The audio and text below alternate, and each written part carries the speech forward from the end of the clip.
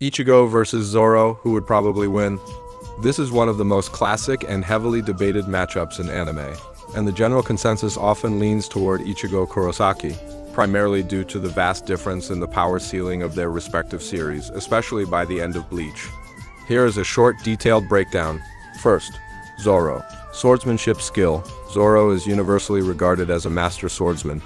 His Santrio, three-sword style, and his overall technique are arguably superior to Ichigo's, whose fighting style relies more on raw power than traditional technique. Haki.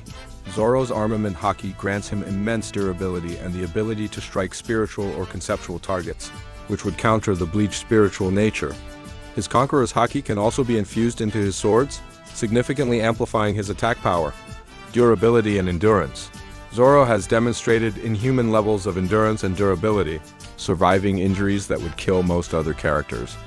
This could allow him to withstand some of Ichigo's initial powerful attacks.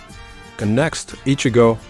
Raw power and scale. By the end of Bleach, Ichigo's power levels scale to a massive, arguably continental or higher scale.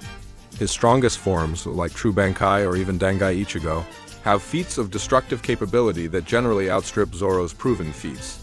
His Getsuga Tenshu is a devastating energy attack. Speed.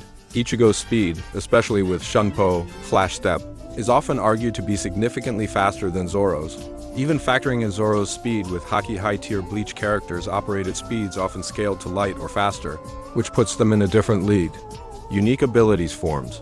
Ichigo has access to multiple transformations, Bankai, Holification, Fullbring, Quincy, that grant him immense increases in power, speed, and durability. Spiritual pressure, Reiatsu. A core element in Bleach is Reiatsu, or spiritual pressure. If Zoro cannot perceive or interact with Ichigo as a Soul Reaper or is overwhelmed by the sheer spiritual pressure, the fight would be over instantly.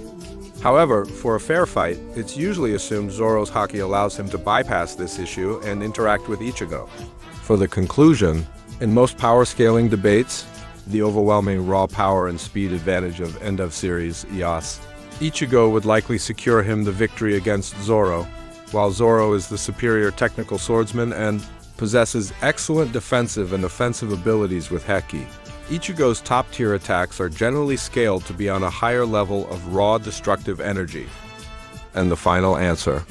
Ichigo win.